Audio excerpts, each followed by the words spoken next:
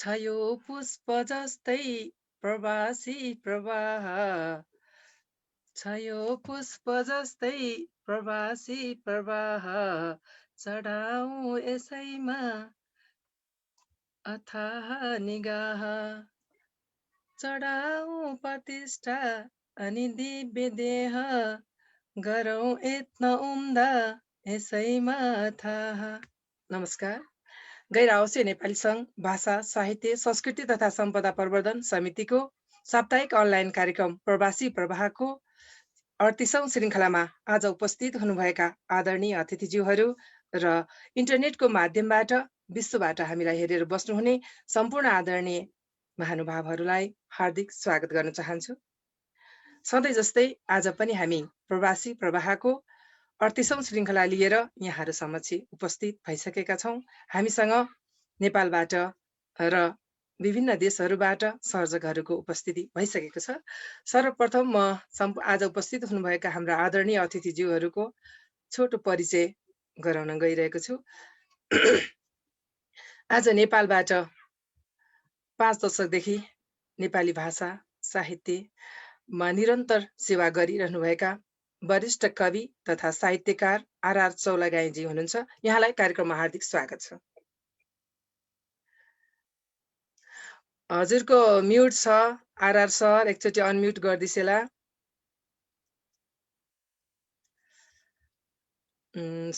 सरको नेपालको नेट अलिक गाह्रो जस्तो छ।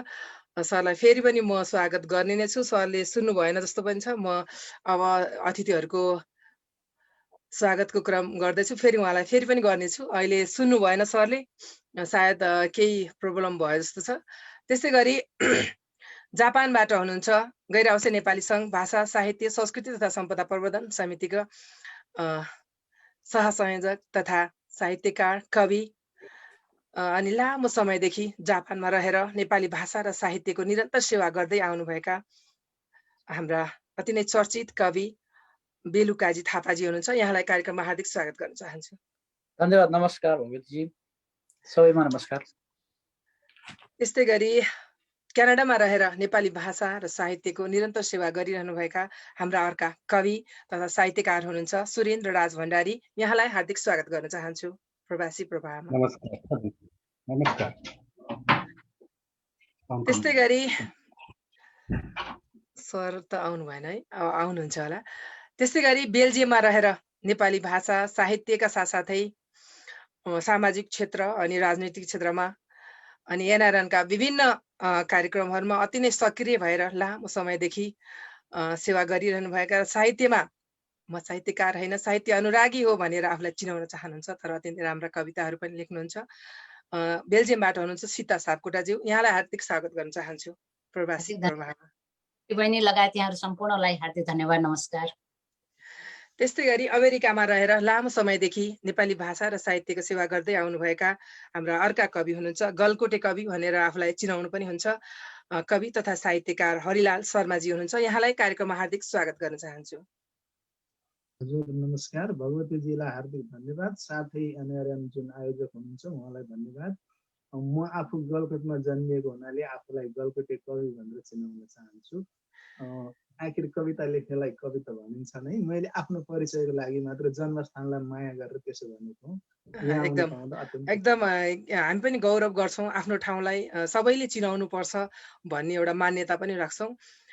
के अरे हाम्रो आजका अतिथि साहित्यकार हाम्रो चाहिँ नेपालबाट वरिष्ठ कवि हुनुहुन्छ आर.आर. चौलागाई सर। उहाँ चाहिँ विशेष अब यो इन्टरनेटकै कारणले होला फेरि अफ हुनु भएको छ, पक्कै पनि आउनुहुन्छ, हामी उहाँको प्रतीक्षा गर्छौँ। अब बेलुकाजीबाटै आजको कार्यक्रम हामी सुरु गर्छौँ। बेलुकाजी यहाँको कविता सुन्छौँ। हस्, धन्यवाद छ। सबैमा नमस्कार। यो आफ्नै कार्यक्रम हो। मैले अरू धेरै कार्यक्रमहरू त निरन्तर हेरिरहेको थिएँ, तैपनि यो समयले आज तपाईँहरूसँग जोडिन पाएँ, खुसी लागेको छ। म सबभन्दा पहिला कविता भन्दा म जापानमा कर्म गरिरहेको छु। जापान तपाईँहरूलाई थाहा छ हाइकुको देश हो। हाइकु सुनाउने अनुमति चाहन्छु। बेचैन आत्मा, झमझम वर्षा, गाउँकै याद। अर्को हाइकु। सिताम्मे बिहान जुन रोएर राति उनकै झल्को। त्यसपछि अर्को छ गाउँको याद मुटुमा छल्कियो मृदु मुस्कान। र अर्को प्रवासी मन पेन्डुलम चाहिँ भयो यता र उता। र अन्तिम एउटा सुनाउन चाहन्छु।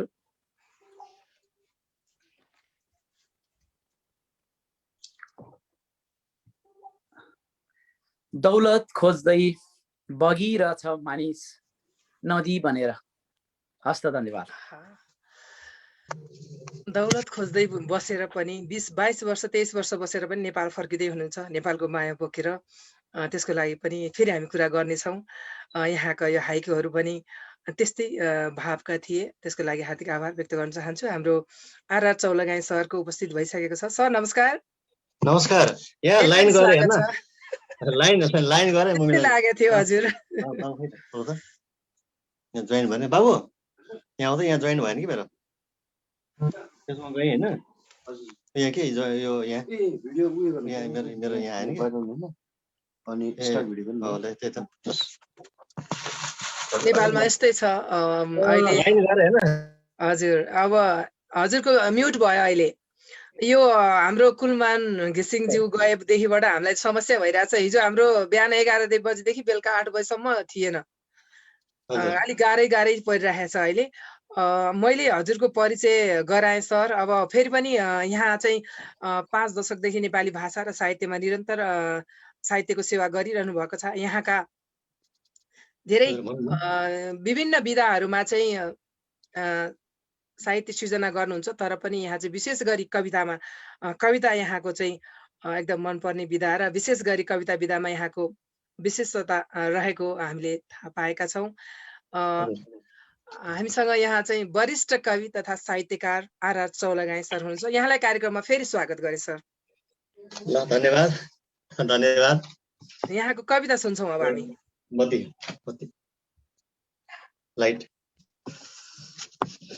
लाइनले गर्नु गरे कि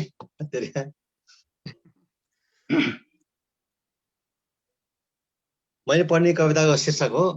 सबभन्दा पहिला म सबैलाई मेरो हार्दिक अभिवादन। आज खुसी लाग्यो यहाँसँग जोडिन पाएकोमा। म मेरो एउटा कविता पढ्छु ल।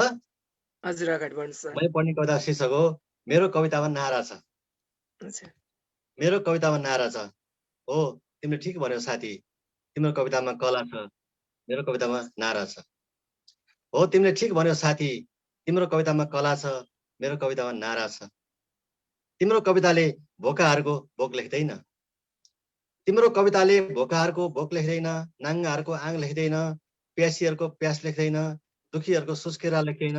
तर मेरो कविताले भोक लेख्छ, नाङ्गो आङ लेख्छ, प्यास लेख्छ, सुस्केरा लेख्छ। त्यसैले त तिमी भन्छौ साथी तिम्रो कवितामा कला छ। मेरो कवितामा नारा छ। हो तिमीले ठिक भन्यौ साथी, तिम्रो कवितामा कला छ। मेरो कवितामा नारा छ। तिम्रो कवितामा कुकुर खेलाएर बस्ने ठुला घरका मैया साहबहरूको कुरा हुन्छ। तिम्रो कवितामा कुकुर खेलाएर बस्ने ठुला घरका मैया साहबहरूको कुरा हुन्छ। तिम्रो कवितामा छाती 20 इन्च, कम्मर 27 इन्च, नितम्ब 34 इन्च, यति कुराहरू यति इन्च भएका विश्व सुन्दरीहरूको चर्चा हुन्छ।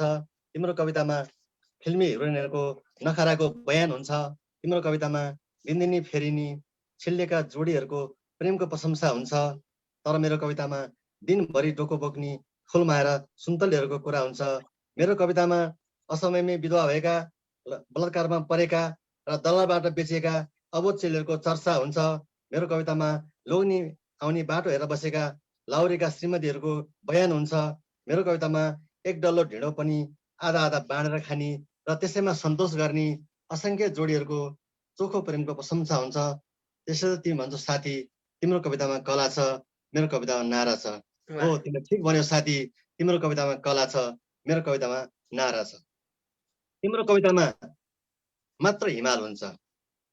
तिम्रो कवितामा मात्र हिमाल हुन्छ, मात्र पहाड हुन्छ, मात्र नदी हुन्छ, मात्र झरना हुन्छ, मात्र घाम हुन्छ, मात्र जुन हुन्छ, मात्र फुल हुन्छ, मात्र शीत हुन्छ। तर मेरो कवितामा हिमाल सँगसँगै आँसु पनि हुन्छ। तर मेरो कवितामा हिमाल सँगसँगै आँसु पनि हुन्छ, पहाड सँगसँगै पसिना पनि हुन्छ, नदी झरना घाम जुन फुल र शीत सँगसँगै अभाव पनि हुन्छ, बेचैनी पनि हुन्छ, सपना पनि हुन्छ, आशा पनि हुन्छ, भरोसा पनि हुन्छ, विश्वास पनि हुन्छ। तिम्रो कविताको परिभाषा अर्कै छ, मेरो कविताको परिभाषा अर्कै छ। हो, तिम्रो परिभाषा अनुसार तिमीले ठिक भन्यौ साथी, तिम्रो कविता कला छ, मेरो कवितामा नारा छ। हो, तिमीले ठिक भन्यौ साथी, तिम्रो कवितामा कला छ, मेरो कवितामा नारा छ। धन्यवाद।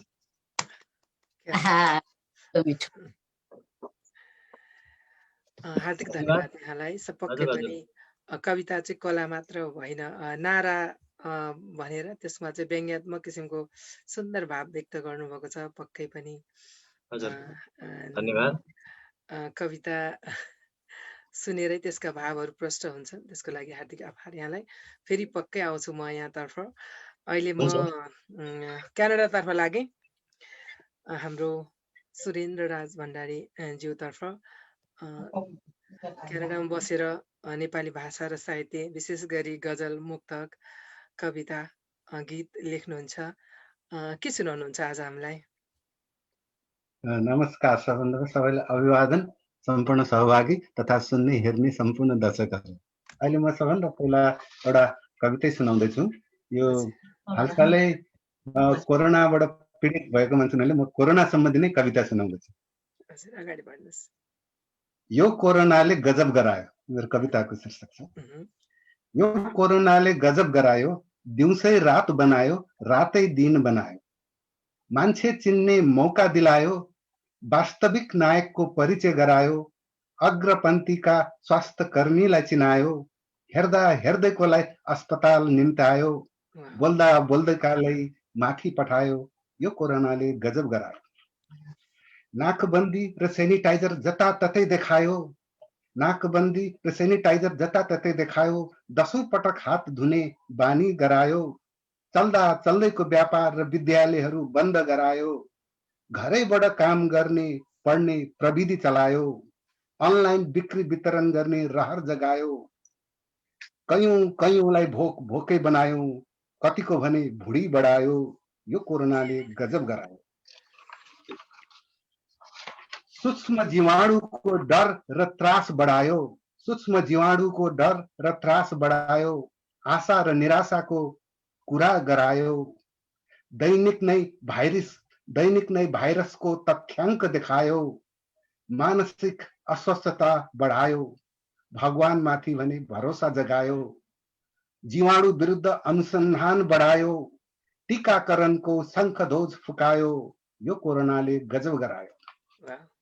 गर्नै पर्ने धेरै कुरा याद गरायो, गर्नै पर्ने धेरै कुरा याद गरायो, पुराना दिनहरू झलझल्ती आँखैमा सम्झायो, आत्मीयता र सहयोगको पाठ पढायो, आफन्त र साथी सँगै चिनायो, योगासन र प्राणायामको बानी बसायो, प्रकृति र प्राकृतिक वस्तुको सेवन गरायो, अझ जिउने जगाउने बुद्धि बढायो।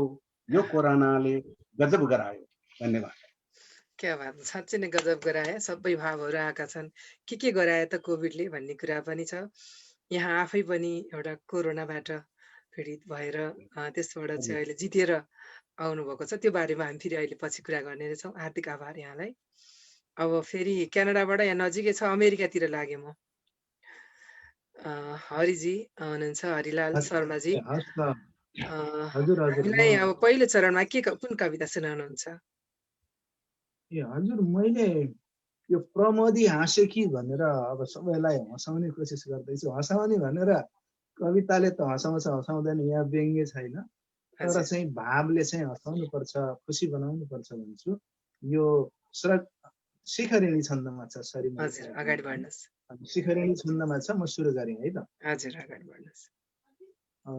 रसै रुद्रै छिन्न ए मन सबलाग शिखरिणी, प्रतिज्ञा गर्दैछिन् अपिल बिनती सज्जनहरू, प्रतीक्षा डाक्दैछिन् विमल मनका लेखकहरू, विचारी बन्दैछन् छलफल गरी पाठकहरू प्रचारी बन्दैछन् हर पल जुटी सद्गुणहरू समीक्षा गर्दैछन् झटपट मिली लेखक अझै भगाई छाड्ने छन् टप टप टिपी दुर्गुण सबै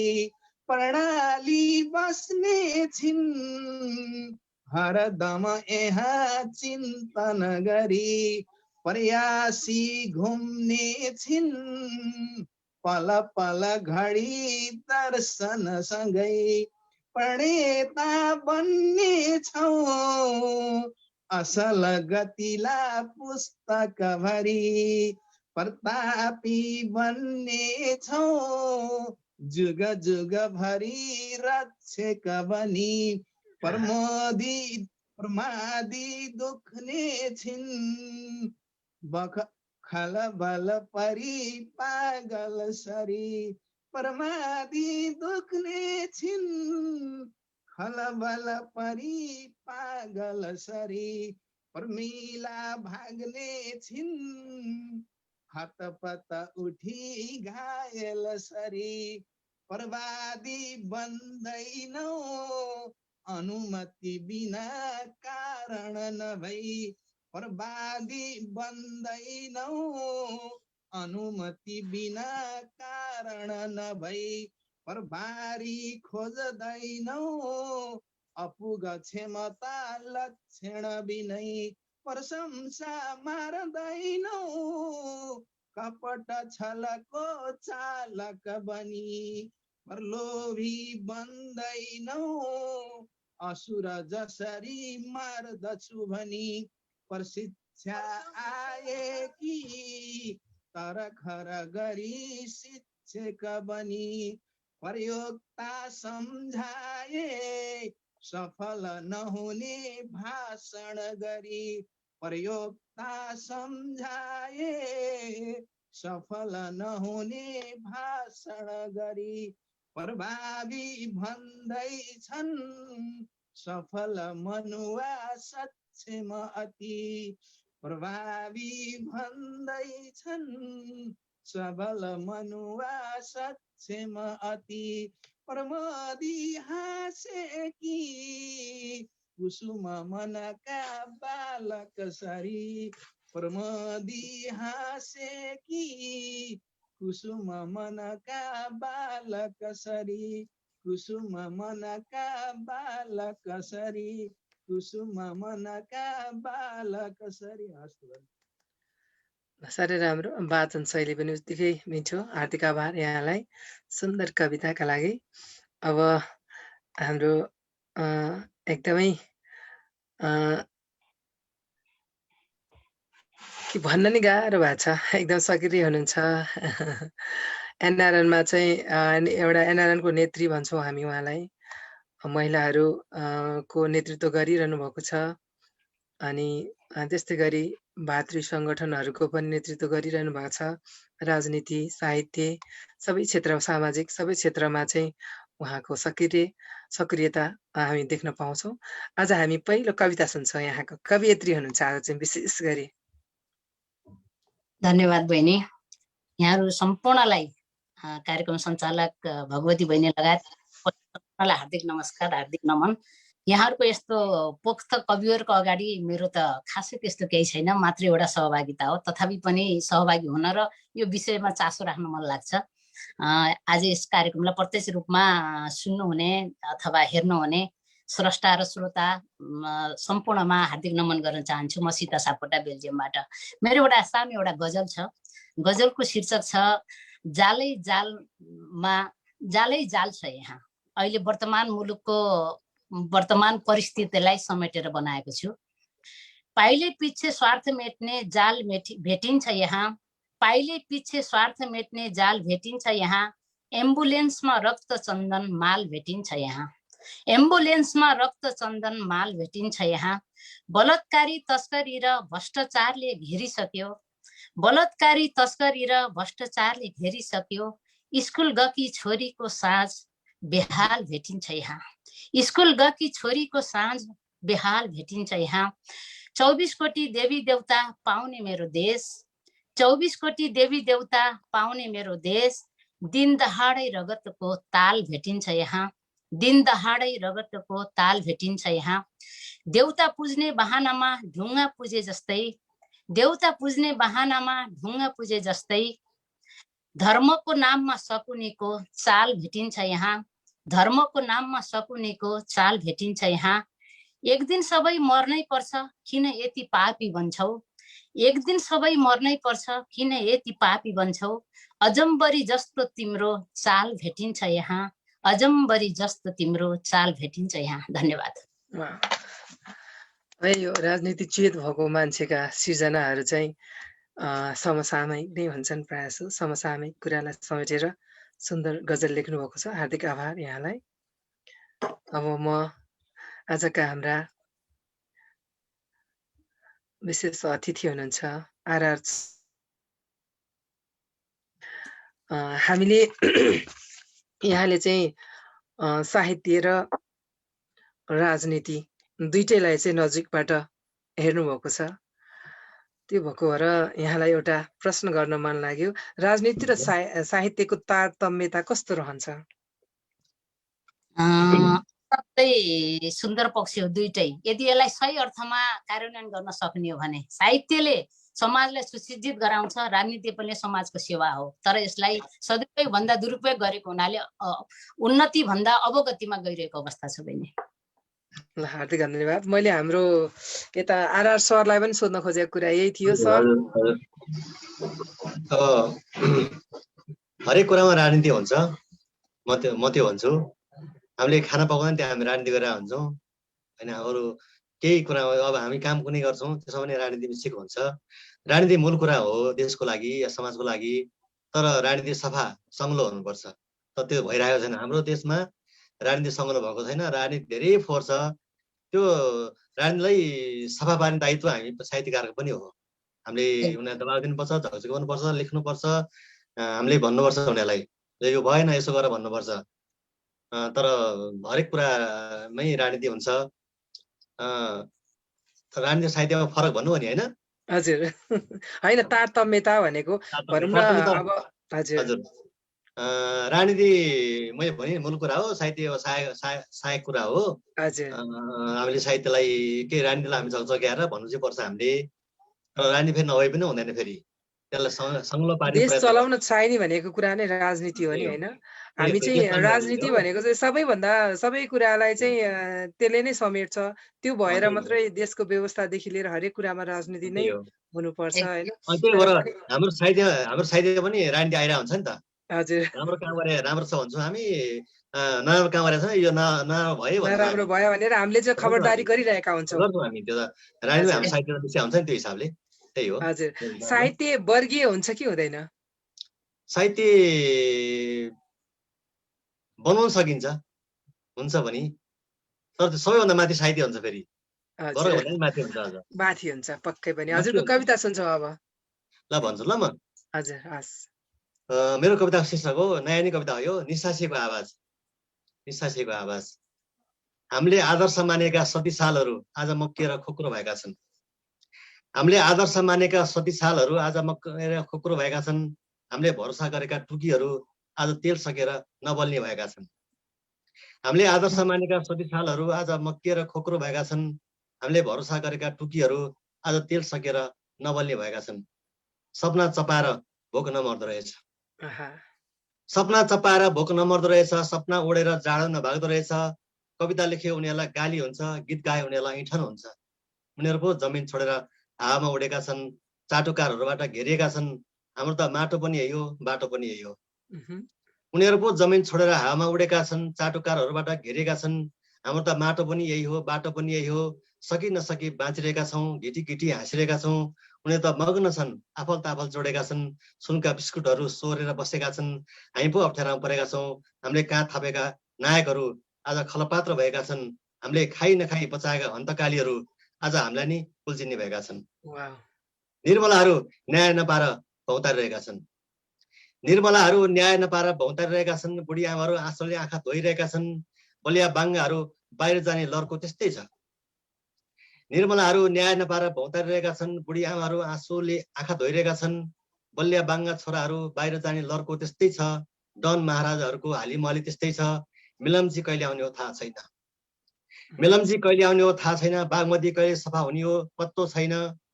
हामीले उनीहरूकै नाममा ल्याप्चे हानेका हौँ, हजारका बिचमा उनीहरूलाई छानेका हौँ। मान्छेहरू झुकिएछौँ, शास्ति पायौँ भन्छन्। सेवकहरू पनि पराई नजिक भए हामी टाढा भएछौँ भन्छन्। हामीले पढ्ने गरेको रातो किताब पनि च्यातिएको छ। हामीले पढ्ने गरेको रातो किताब पनि च्यातिएको छ। हामीले पानी खाने गरेको कुवा पनि भत्किएको छ। उनीहरूको मती सप्रे कति राम्रो हुन्थ्यो, उनीहरू पहिला जस्तै भए कति गजब हुन्थ्यो। हामीले जिन्दाबाद भनेका अनुहारहरू आज दिगमिक लाग्ने भएका छन्। हामीले जिन्दाबाद भनेका अनुहारहरू अहिले दिगमिक लाग्ने भएका छन्। हाम्रो एउटै ज्यानका सहयात्रीहरू आज हामीबाट टाढा भएका छन्। हाम्रो एउटै ज्यानका सहयात्रीहरू आज हामीबाट टाढा भएका छन्। धन्यवाद। साह्रै राम्रो। भर्खरै हामीले राजनीतिका कुरा गरेका थियौँ। यसमा राजनीति पनि मिसियो होला हैन बाबुजी? त्यही हजुर, त्यही कुरा गर्दै थिएँ मैले। पक्कै पनि एउटा साहित्यकारले जे देख्छ त्यो लेख्छ। यथार्थ कुराहरू चाहिँ वर्णित हुन्छन् र त्यहाँ सुधार्न पर्ने कुराहरूको पनि आग्रह गरिएको हुन्छ। यहाँका सुन्दर कविता र सुन्दर भावको लागि हार्दिक आभार व्यक्त गर्छु। अब म जापानतिर लागेँ। जापानमा बसेर 23 वर्ष को यो लामो अवधि पार गरेर पनि नेपाल आउन किन मन लाग्यो बेलुकाजी यहाँलाई? हार्दिक धन्यवाद सबैमा फेरि पनि नमस्कार भन्न चाहन्छु। नेपाल फर्किने कुरा एक शब्दमा भन्दा त मेरो देश हो, म फर्किनुपर्छ। त्यहाँ मेरा बुढा बाआमाहरू कुरेर बस्नु भएको छ, मेरा सन्तानहरू पनि त्यतै छन्। तर पनि यस्तो छ नि त हजुर, एकदम त्यो त त्यो भयो। अनि एउटा कुरा चाहिँ मैले तपाईँलाई बिचैमा कुरा काटेँ। पक्कै पनि आफ्नो त्यो माया गर्छन्, तर पनि अहिलेको यो जुन जेनेरेसन छ अहिले चाहिँ त्यहाँ गएर 2-4 वर्ष त्यहाँको सुख शैल त्यहाँको भौतिक सुविधा पाइसकेपछि मान्छेले फर्किन चाहन्न नि हैन? त्यो चाहना चाहिँ तपाईँमा किन आएन भन्न खोजेको नि। म मेरो गाउँको कुरा गर्ने हो भने जापानको दोस्रो मान्छे हुँ 1999 मा आउँदाखेरि। तर अहिले मेरो गाउँको मेरो वडाको मान्छे 1700 जति छौँ यहाँ। तर फर्किने पहिलो मान्छे हो म फेरि। त्यो भएको हुनाले चाहिँ मलाई के लाग्छ भने एउटा समय मात्रै हो हामी यो देशमा आफ्नो अनुकूलताका निम्ति काम गर्ने, सधैँका निम्ति जसरी यो अहिले पछिल्लो पुस्ताहरू जहाँ जाने त्यहीँ बस्ने, रमाउने, बच्चा त्यतै हुर्काउने र मेरो बाबाको देश नेपाल हो रे भन्ने खालको अवस्था अब सिर्जना हुँदैछ अबको पुस्ता। त्योबाट मेरो सन्तानहरू नहुन् भन्नका निम्ति र एउटा अर्को कुरा चाहिँ सबभन्दा मलाई लागेको भने करिब 20 वर्ष मैले राष्ट्रका निम्ति देशका निम्ति सेवा गरेँ। फेरि यो देश जापानका निम्ति मैले त्यतिकै वर्ष 20 वर्षभन्दा बढी सेवा गरेँ। अब फर्किएर फेरि 20 वर्ष त्यही देशको सेवा गर्ने मेरो इच्छा छ। त्यही इच्छा पुरा गर्न पनि फर्किँदैछु र हामी चाहिँ फर्किनुपर्छ भन्ने लाग्छ मलाई। सबैभन्दा सुविधा यही छ। पक्कै पनि नेपालमा पनि नभएको केही पनि छैन। म पनि 12 वर्ष इजरायल बसेर फर्केको हो। त्यो भएको भएर म पनि खुसी छु र तपाईँ पनि फर्किँदै हुनुहुन्छ भनेर खुसी लागिरहेको छ। मेन कुरा चाहिँ कस्तो भने यहाँले जब फर्किन लाग्दै हुनुहुन्छ, यहाँलाई यति धेरै सत्कार गरेका छन्, यति धेरै विदाई गरेका छन् हैन? त्यो सबै यहाँले गर्नुभएका कार्यहरू, यहाँले गर्नुभएको त्यहाँ साहित्यिक कर्म, सामाजिक कर्मका कुराहरू छन्। ती सबैजनाले यति धेरैले विदाई गर्दाको यो त्यो अनुभूत जुन किसिमको भइरहेको छ नि, थोरै एकदम छोटो गरी बताइदिनुहोस् न। मेरो उसकै कुरा गर्दाखेरि हामी केटी मान्छे विवाह गरेर अर्कोको घर जाँदाखेरिको हात बुवाले हात दिँदाखेरि अथवा दुलै अन्माउँदाखेरिको भावना अहिले म अनुभूत गरिरहेको छु। यति लामो समय बसेँ यो देशमा, मैले कहिले पनि विदेशी हुँ भनेर मैले अपमान सहन सकिनँ, सहन परेन मलाई खास। त्यति हुँदा पनि म नेपाल फर्किने क्रममा झन्डै यत्रो लामो समय जापानमा धेरै संस्थाहरू, झन्डै मैले दर्जन संस्थाहरूको नेतृत्व गर्न पाएँ। ती संस्थाको संस्थापक भएँ, संरक्षक छु।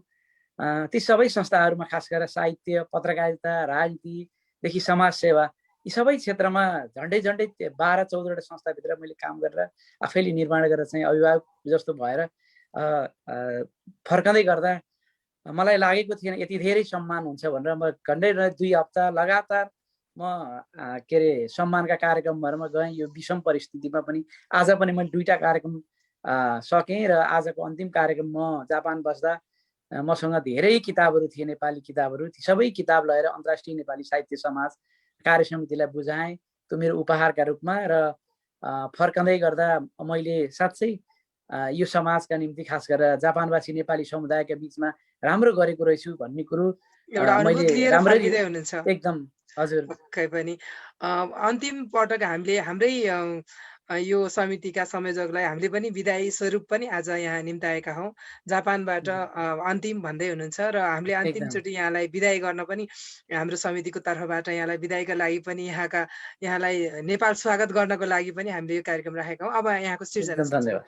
एकदम म अलिकति एनआरएनको विषयमा, म जापानको एनआरएनको संस्थापक पनि हुँ, त्यसको स्थापना बेलाको राष्ट्रिय संयोजक पनि भएँ। एनआरएनका 2टा ग्लोबल कन्फरेन्सको स्मारिका म आफैले सम्पादन गरेको थिएँ। उपेन्द्र दाई दोस्रो पटकको अध्यक्ष हुँदै गर्दा निर्वाचन कमिटीको म बसेर काम गरेँ। धेरै अभियानमा एनआरएनमा जोडिएँ र पछिल्लो समय यो भाषा साहित्यमा पनि जोडिएर काम गर्ने जुन अवसर प्राप्त भयो, हिम्मत दाईलाई धेरै धेरै धन्यवाद छ, आभारी छु। तपाईँको यो टिममा बसेर काम गर्न पाएँ। फेरि पनि म नेपालबाट पनि जोडिरहनेछु र मैले एउटा कविता सुनाउन चाहन्छु। मेरो कविताको शीर्षक छ मेरो कवि। प्रति प्रश्न प्रतिपक्ष बनेर त्रासदीको हुरहुरी जलनसँगै एउटा छटपटी बोकेर, एउटा बेचैनी अँगालेर, बाध्यताका चाङ नागेर निश्वासमा मेरो कवि हरदम कविता बोल्छ।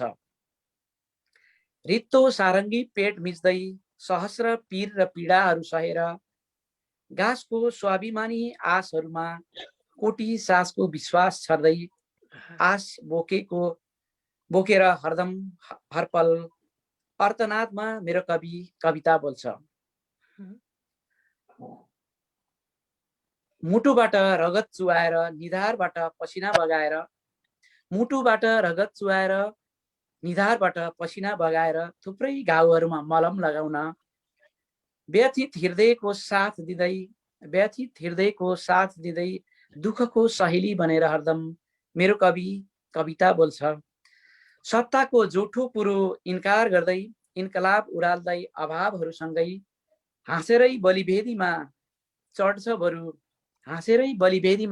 बरु, इमानको शिर नझुकाई बढ्छ बरु, विभेद विरुद्ध हुङ्कार गर्छ मेरो कवि, आत्मीय कवि हरदम यस्तै कविता बोल्छ। हस्त धन्यवाद। साह्रै राम्रो कविता, हार्दिक आभार यहाँलाई। अब जापानबाट एकैचोटि यता क्यानाडातिर लाग्नु पर्यो। सुरेन्द्र राज भण्डारीज्यू हुनुहुन्छ। उहाँ चाहिँ भर्खरै कोभिडबाट रिकभर भएर हाम्रो कार्यक्रममा एकदमै प्रफुल्ल साथ आउनुभएको छ। अत्यन्त खुसी लागेको छ। क्यानाडामा बसेर नेपाली भाषा र साहित्यको सेवा गरिरहनु भएको छ। अहिले यहाँ चाहिँ कोभिडबाट भर्खरै भनौँ न एउटा अहिले चाहिँ निको हुनुभएको छ। कस्तो रह्यो यहाँको त्यो एकदम छोटकरीमा सुनाइदिनुहोस् न। प्रवासमा बसेर त्यो कोभिड हुँदा आइसियुमा बस्नु परेको परेन, कस्तो किसिमको अनुभूत गर्नुभयो यहाँले? मलाई चाहिँ नि सबभन्दा पहिला कोरोना साधारण होइन कि पहिला त अलिकति लाग्यो। जब टेस्ट गर्दाखेरि म परिवारसहित मेरो श्रीमतीसहित टेस्ट गर्दाखेरि 3-4 दिन पछाडि रिपोर्ट आयो पोजिटिभ। र त्यसपछि पनि मलाई चाहिँ श्रीमतीलाई त चाँडै ठिक भयो, मलाई चाहिँ नि अलि अत्यायो र मैले 3 पल्टसम्म इमर्जेन्सी आइसियु जानु पर्यो। र पछि चाहिँ उनीहरूले थाहा पायो कि यसलाई मलाई चाहिँ अलिक गाह्रो खालको कोरोना भाइरस निमोनिया नै भयो। त्यसले गर्दाखेरि म 8-9 दिन हस्पिटलाइज हुनु पर्यो, तर आइसियुमा बस्नु परेन। र सौभाग्यले मैले यहाँ विभिन्न 2-3वटा देशमा चलिरहेको acute corona virus trial drug जुन कि जसलाई कोल्चिनिन भन्छ, यो बाथमा युज गरिन्छ घुँडा दुख्नेमा, त्यो औषधि प्रयोग गर्ने मौका पाएँ। र त्यो लेटेस्ट औषधि, त्यो कुनै ठुलो औषधि होइन, साधारण ट्याब्लेट हो, त्यसको प्रयोग भयो। र अनि अरू दिनुपर्ने एन्टिबायोटिक्स स्टेरोइडहरू युज गरिकन मलाई कुनै पनि ठुलो जस्तो कि भेन्टिलेटर आदि कतैमा नराखिकन आइसियुमा नराखिकन साधारण वार्डैबाट म निको भएर अहिले झन्डै आज 1 महिना भयो हस्पिटलबाट डिस्चार्ज भएको र धेरै रिकभर भनौँ 90% नै रिकभर भइसक्यो। ल एकदमै खुसी लाग्यो हैन। अब यहाँको अनुभूति पनि सुन्यौं। यहाँ चाहिँ क्यानाडामा हुनुहुन्छ, त्यहाँको साहित्यिक गतिविधिहरूमा कस्तो छ एकदम छोटकरीमा बताइदिनुहोस् न। साहित्यिक गतिविधिमा कतिको यहाँ सहभागी हुनुहुन्छ कि हुनुहुन्न? म आएदेखि नै जस्तै कि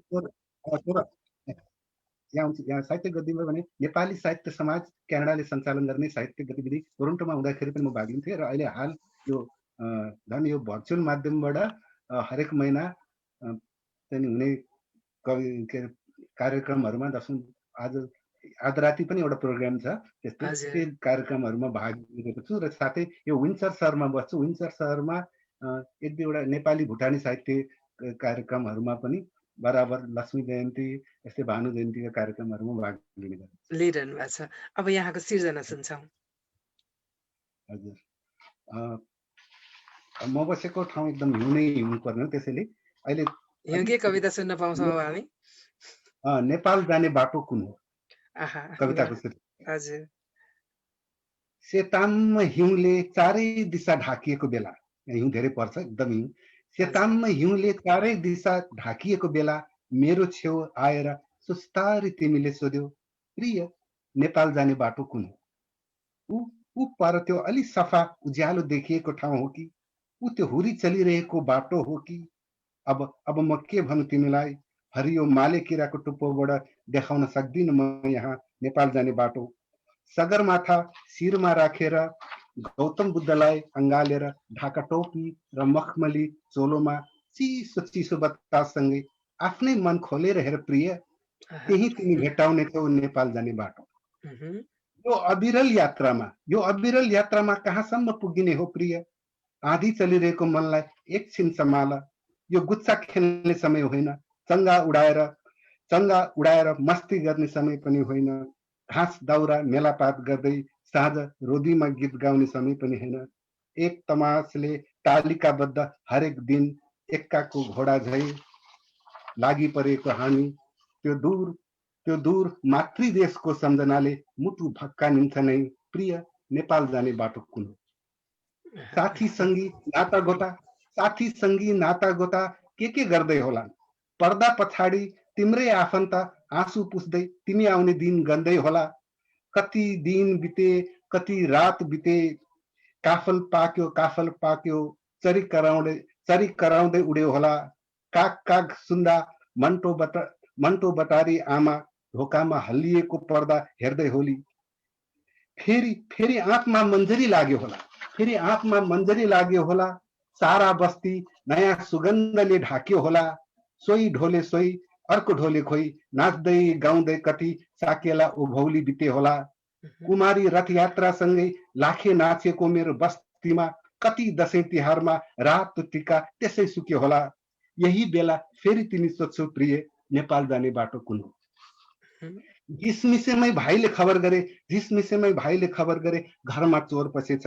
बेलुका भाउजूले सुनाइन् आमा दुबलाई कम खान थाल्नु भयो। सुनेर मन अमिलो भयो। अर्को साथीले हौसिँदै सुनाए शहरमा रेल गुड्ने भए, विकासको नयाँ चरण खुल्ने भयो। एउटा भाइ भने छिट्टै देश छोडी मुगलान भासिने भए। मेरो विदेशी साथी भने हिमाल पहाड भन्दै ध्यान गर्न र शान्ति खोज्न मेरै देश जाने भए। यही बेला फेरि तिमी सोध्छौ प्रिय नेपाल जाने बाटो कुन हो? नेपाल जाने बाटो कुन हो? साह्रै मिठो अनि वाचन शैली नि अझै साह्रै राम्रो लाग्यो। हार्दिक आभार। कति राम्रो बिम्बहरू प्रस्तुत गर्नुभएको छ। हार्दिक आभार यहाँलाई। अब क्यानाडाको छेउमै अब अमेरिकातिर लाग्छु। हरिजी अहिले कुन कविता सुनाउनुहुन्छ? यहाँले कविता सुन्नुभन्दा अगाडि थोरै कुरा सोध्छु यहाँलाई। यहाँको अमेरिका बसाइ कस्तो भयो, कस्तो छ? प्रवासमा बसेर लेख्न कतिको सजिलो छ? हजुरको साउन्ड सुनिएको छैन हरिजी, नबोलेर हो कि? इच्छा भए त उपाय कति भन्ने मलाई सुन्नु भएको छ अहिले? हजुर सुन्यौँ, अहिले सुनेको छौँ हजुर। हजुर, where there is a will there is a way भन्छ। इच्छा भए उपाय कति। हुन त अब परदेशमा बसेर लेख्नु त्यति सजिलो छैन, किनभने म पेसाले नेटवर्क इन्जिनियर हुँ। म घरबाट कम्प्युटरको काम गर्ने गर्छु र बिचमा अलिकति खाली भएको समयमा लेख्ने गर्छु। मलाई प्रेम भएको हुनाले म बिहान 4 बजे उठेर लेख्छु, अन्य समयमा लेख्छु। मलाई यसप्रति मोह छ। यदि मान्छेले चाहना गर्छ भने संसारमा नहुने केही पनि छैन। सजिलो पटक्कै छैन, तर सम्भव छ। मैले त्यो भन्न चाहे।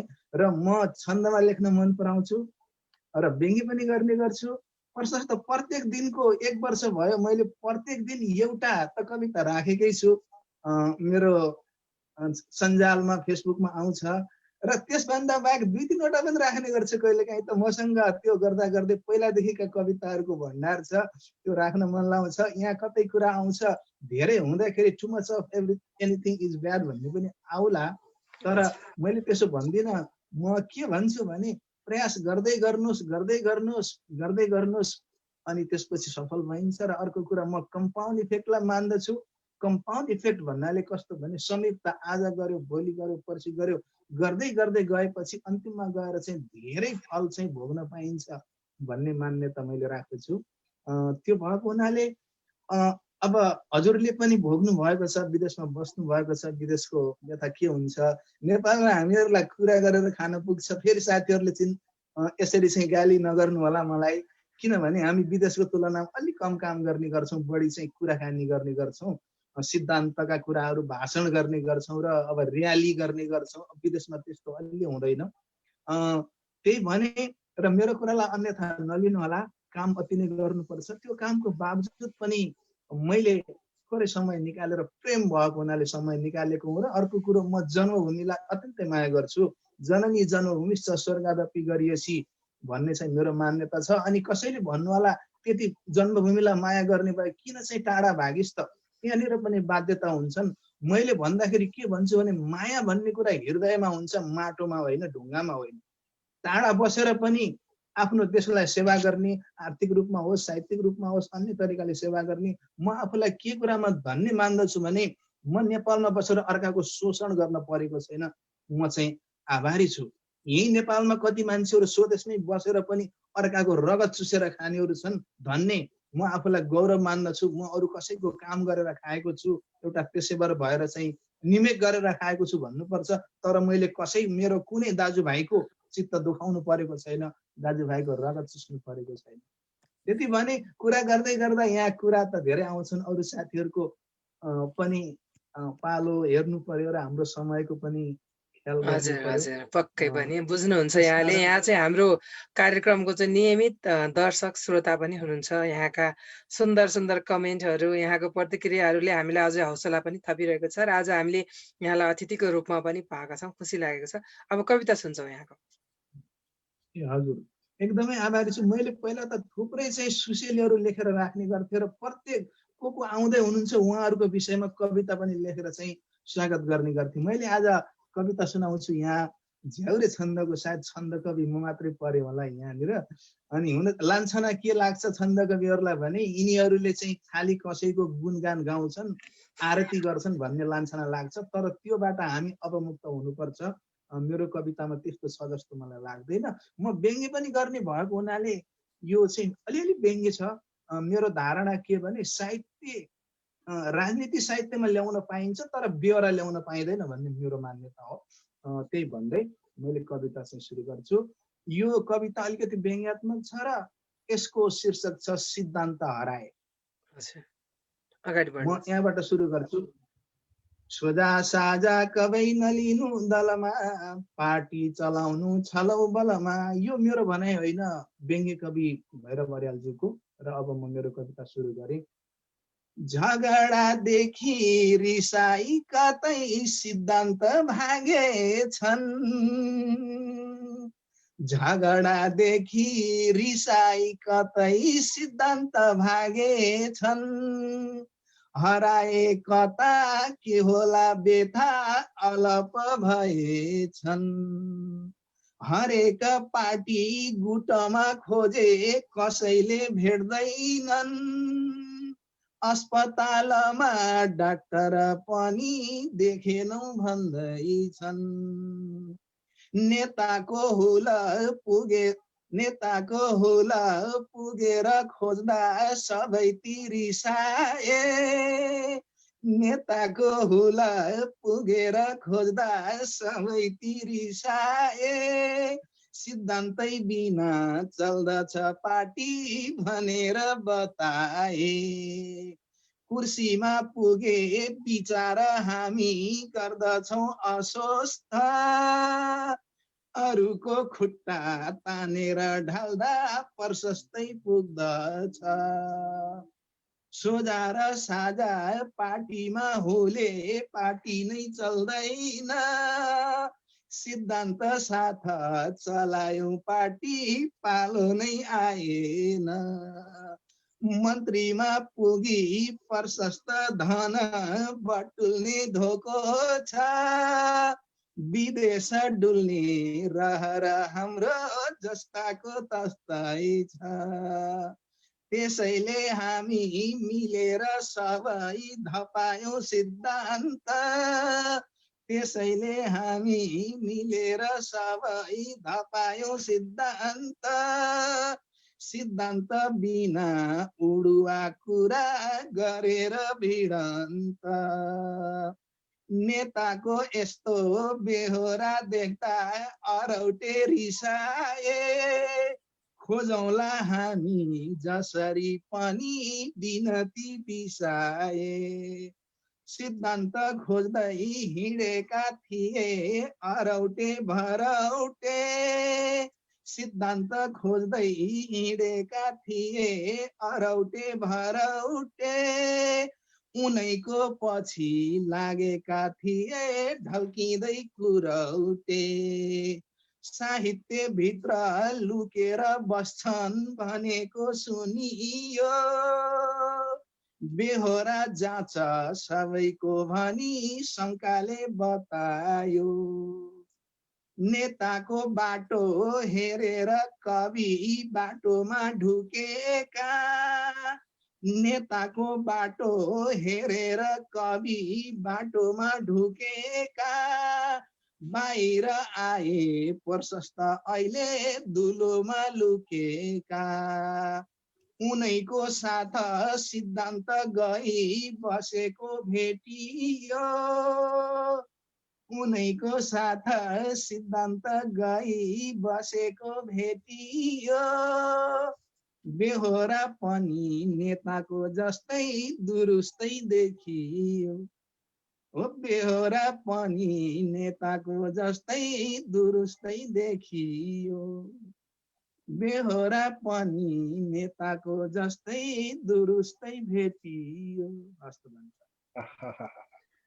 यहाँले चाहिँ व्यङ्ग्य गर्नुभएको छ ठिकै छ अब प्रवासमा बसेर पनि नेपालकै चिन्ता छ नेपालकै कुराहरूले छुन्छ नेपालीहरूलाई जहाँ गए पनि आफ्नो देशको माया सबैलाई हुन्छ जहाँ बसे पनि अर्को त्यही देशको बारेमा होइन आफ्नै देशको बारेमा लेख्न मन लाग्छ त्यही देशका बारेमा सोच्नु मन लाग्छ यहाँले पनि आफ्नै देशको बारेमा आफ्नै नेताहरूको बारेमा लेख्नु भएको छ हार्दिक आभार यहाँलाई हामी चाहिँ प्रवासी प्रवाहको 38औं श्रृङ्खलामा छौँ हामीलाई मिडिया पार्टनरका रूपमा धेरै मिडियाहरूले सघाउनु भएको छ यहाँहरूको हौसला यहाँहरूको प्रेरणाले आज हामी 38औं श्रृङ्खलासम्म आइपुगेका छौँ सबैमा हामी हार्दिक आभार व्यक्त गर्न चाहन्छौँ अब म बेल्जियमतर्फ लागेँ बेल्जियममा बसेर नेपाली भाषा साहित्यको मात्र नभएर राजनीतिक क्षेत्रमा सामाजिक क्षेत्रमा र विशेष गरी एनआरएनमा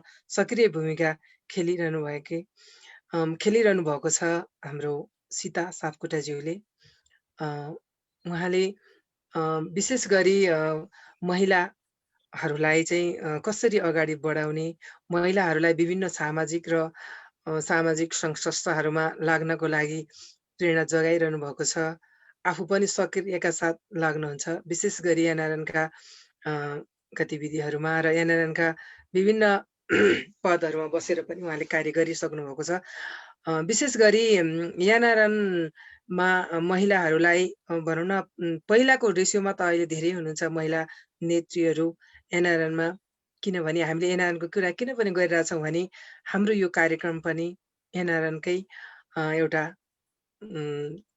चाहिँ उपसमिति हो त्यही भित्रको कार्यक्रम हो एनआरएनमा चाहिँ महिलाहरूको सक्रियताका लागि अझ महिलाहरूलाई बढी सक्रिय बनाउनको लागि के गर्नुपर्छ जस्तो लाग्छ यहाँलाई?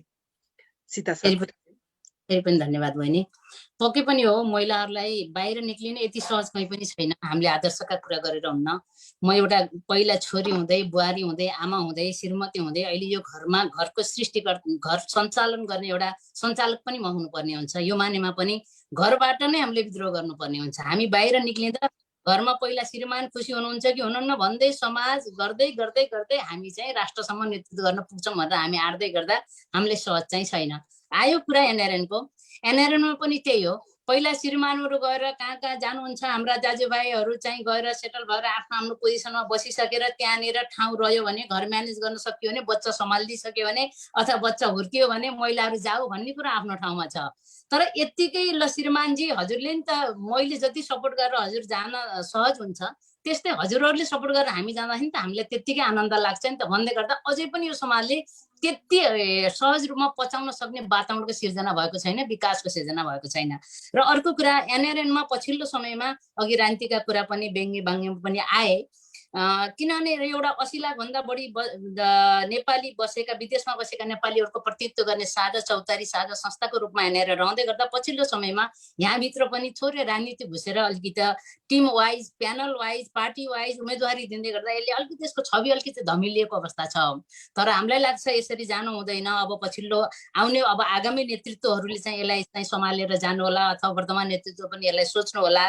हामी राजनीति गर्ने देशदेखि विदेशसम्मका आफ्ना पार्टी भातृ सङ्गठनहरू छँदा छैन, एनआरएनलाई राजनीति गर्ने ठाउँ बनाउनु पर्छ जस्तो मलाई लाग्दैन। र महिलाहरूको सवालमा कुनै ब्याज वितरण गर्नको लागि के भन्छ मञ्चमा बसेका अतिथिहरूलाई पानी पिलाउनको लागि मात्र महिलाहरूको भूमिका होइन कि निर्णायक भूमिकामा महिला हुनुपर्छ र महिला जानुपर्छ र महिलालाई जाने वातावरण घरबाट सिर्जना गर्नुपर्छ, समाजबाट। म जाँदै गर्दा पहिला मेरो श्रीमानले, मेरो बुवाले, मेरो आमाले, मेरो जेठाजुले, मेरो घरमा भएको छोराछोरीदेखि लिएर मेरो परिवारले पहिला इन्भाइरोमेन्ट मलाई क्रिएट गरिदिनु पर्यो ताकि बल्ल समाजले एडजस्ट गर्छ। मैले घरै मिलाउन सक्दिनँ, घरबाटै मलाई निक्लन सक्ने वातावरण छैन भने मैले बाहिर गएर आगस्तका कुरा गरेर भाषण ठुल्ठुला गरेर केही हुनेवाला छैन। त्यसकारण सम्पूर्ण दाजुभाइहरू यति एउटा विज्ञ, यति चाहिँ तपाईँको आफ्नो क्षेत्रमा पोख्त यस्तो विद्वान व्यक्तित्वहरूको अगाडि यी कुरा राख्दै गर्दा हरेक क्षेत्रबाट हजुरहरूको क्षेत्रदेखि एनआरएनमा प्रत्यक्ष रूपमा अहिले लाग्नुभएका विश्वभरिका एनआरएनको अभियन्ताहरू, एनआरएनका साथीहरूदेखि सबैले पहिला महिलाहरूको क्षमता छ, तर क्षमता पहिचान गर्नको लागि चाहिँ उनीहरूको पहिचान बनाउने ठाउँ बनाउनको लागि हामीले त्यो वातावरण बनाइनु पर्छ भनेर त्यो वातावरणको सिर्जना दाजुभाइहरूबाटै सुरु हुनुपर्छ जस्तो लाग्छ मलाई। एकदमै राम्रो विचारको लागि हार्दिक आभार। यहाँ चाहिँ भनौँ न राजनीतिको भातृ सङ्गठनहरूमा पनि हुनुहुन्छ, प्रवासमा बसेर गरेको भनौँ न एउटा राजनीतिले नेपालको राजनीतिलाई कतिको सघाउ पुर्याउँछ जस्तो लाग्छ यहाँलाई? आफ्ना आफ्ना पार्टीका विचार, मर्म, भावना, सिद्धान्त अनुसार पार्टीका भातृ सङ्गठनहरू चल्लिन्। त्यसरी नै म पनि एउटा पार्टीको एउटा विङ्सको एउटा यहाँको बेल्जियमको एउटा प्रेसिडेन्ट भएर म बसेको छु। तर मलाई त त्यति यो हुन त हामी भइयो, यो जिम्मेवारीमा हामी छौँ, पक्कै पनि हामीले यो जिम्मेवारी पुरा गर्नुपर्छ। तर विदेशको ठाउँमा एउटा नेपालीले अर्को नेपालीले कहाँ दुःख, कहाँ पोल्यो, कहाँ दर्द भयो भनेर त्यो छटपट्टिमा साथ दिनु नै उपयुक्त हुन्छ जस्तो लाग्छ यी भातृ सङ्गठनहरू अबको दिनमा। किनभने नेपालमा त्यत्रो राजनीति गरेका, त्यत्रा वर्ष तपाईँको 70 वर्ष इतिहास बनाएको काङ्ग्रेस छ, त्यसपछि एमाले होला, माओवादी होला, राप्रपा होला, अरू अरू पार्टीहरू यत्रा हुँदै गर्दा त राष्ट्रलाई निकास दिन सकेन। वास्तवमा हामी विदेशमा बसेर चाहिँ यो एउटा टाइम खर्चिने मात्रै बाटो हो बहिनी, यसले निकास दिन सक्छ र हाम्रो अर्थपूर्ण यही कुरा सोध्न खोजेको थिएँ मैले। एकदमै राम्रो कुरा गर्नुभयो, आफ्नो मनकै कुराहरू राखिदिनु भयो। पक्कै पनि एउटा पहिलो कुरा चाहिँ प्रवासमा बसेको एउटा सङ्गठन हुनु भनेको राम्रो कुरा हो। त्यो सङ्गठनले त्यो व्यक्ति, कुनै व्यक्तिलाई परेको पिर मर्खा, दुःख दर्दहरूमा चाहिँ दुःख बाँड्न सकियोस् भन्ने हिसाबले पनि त्यसले केही फाइदा त पुर्याएको होला। तर पनि राजनीतिकै रूपमा चाहिँ त्यति भएको जस्तो यहाँको विचारबाट पनि प्रष्ट हुन्छ। हार्दिक आभार यहाँको यो विचारका लागि। अब सिर्जना सुन्छौँ यहाँको। मेरो भन्दा नि मेरो सिर्जना एक दुईटा सानोतिनो त छ, तर मलाई यहाँ आजको सिर्जना लिएर आउने हाम्रा कविहरू, यस्तो स्रष्टाहरू देखेर मैले मेरो समय लाग्यो मलाई। हो र? हस् हस्, ल ल ठिक छ। जे भए पनि एउटा साहित्यमा यहाँको एकदमै अनुराग छ, साहित्यप्रति लेख्नु पनि हुन्छ। यहाँले सुन्न मन पराउनु भयो, अहिले यो आफ्नो ठाउँमा छ। पक्कै पनि हामी अब एउटा राउन्ड बाँकी छ हाम्रो। हामी करिब करिब 1 घण्टा बिताउन लागिसकेका छौँ। त्योभन्दा पहिला म चाहिँ अब हाम्रो आरआर सरतर्फै लागेँ फेरि। उहाँले भनौँ न नेपाली साहित्यलाई अत्यन्तै ठुलो योगदान गर्नुभएको छ। यहाँले विभिन्न विधामा कलम चलाउनुहुन्छ, तर पनि विशेष गरी कविता र आख्यानको क्षेत्र रोज्नुको विशेष कारण केही छ कि? एउटा के पनि भयो भने कविता छिटो लेख्न छोटो समयमा लेख्न सकिने अनि सुनाउनु पनि सजिलो हुने, लिएर बोकेर हिँड्न जान सजिलो हुने, प्रतियोगितामा भाग लिन पनि अब अधिकांश गोष्ठीहरू प्रतियोगिताहरू चाहिँ कविताकै बढी हुने भएको हुनाले सानैबाट कविता लेख्ने बानी बढी बस्यो। अनि पहिला कविता लेखेँ बढी, अनि त्यसपछि लघुकथा अनि अरू गजल मुक्तकहरू हाइकु छोकहरू लेखेँ। बढी कविता नै लेख्छु म, त्यसपछि अनि लघुकथा लेख्छु। त्यो एउटा सजिलो पनि होला, कोही प्रतियोगितामा भाग लिन सानैबाट भएको हुनाले कवितामा बढी नै गयो। अब यहाँले चाहिँ विभिन्न विधामा कलम चलाउनुहुन्छ, जस्तै चाहिँ यहाँले चाहिँ कथा पनि लेख्नुहुन्छ, सूत्र कथा लेख्नुहुन्छ, निबन्ध लेख्नुहुन्छ, मुक्तक लेख्नुहुन्छ, गीत लेख्नुहुन्छ, गजल लेख्नुहुन्छ, अनि छोक पनि लेख्नुहुन्छ, एलाक लेख्नुहुन्छ, बाछिटा लेख्नुहुन्छ। यो विभिन्न विधा छ होइन, छुट्टै छुट्टै विधाका छुट्टै छुट्टै सिद्धान्तहरू हुन्छन्। हामीलाई कविता मात्रै धेरै सुनाउनु भएको छ, अहिले विशेष अहिले छुट्टै विधा सुनाइदिनुहोस् न। मलाई कविताबाट ठिक्क पारेँ मैले, फेरि पछि बरु छोटो कविता सुनाउला। हुन्छ एउटा मैले तपाईँलाई सुन्नुपर्ने एउटा कविता ठिक्क पाएर राखेँ मैले कविता शीर्षक चाहिँ हो, पछि अरू टुक्रा टुक्रा म सुनाउला, हाइकु छोकर सुनाउला। मैले सुने कविता शीर्षक हो म जोइ टिङ्ग्री हुँ। म जोइ टिङ्ग्री हुँ।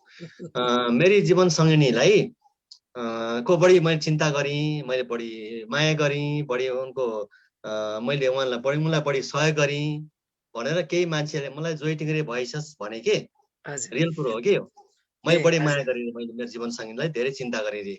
अनि मैले उहाँलाई जवाफमा अहिले भर्खरै हाम्रो आदरणीय सीता सापकोटाज्यूले भन्नुभएको थियो, महिलाहरूलाई पहिला सुरु चाहिँ पुरुषहरूले आफ्नो घरबाट चाहिँ एउटा प्रोत्साहन दिनुपर्छ अनि मात्रै उसले बाहिर गएर काम गर्न सक्छ भन्नुभयो। यहाँ चाहिँ एउटा यहीँनेरि चाहिँ एउटा ज्वलन्त उदाहरण हामीले पायौँ। हुन्छ, अगाडि बढ्नुहोस्। सीताजीको पनि त्यही कुरा आयो अनि मलाई कविता पनि सुन्नु मन लाग्यो। अनि मैले कविता अनि फेरि तयार गरेर राखेँ होइन।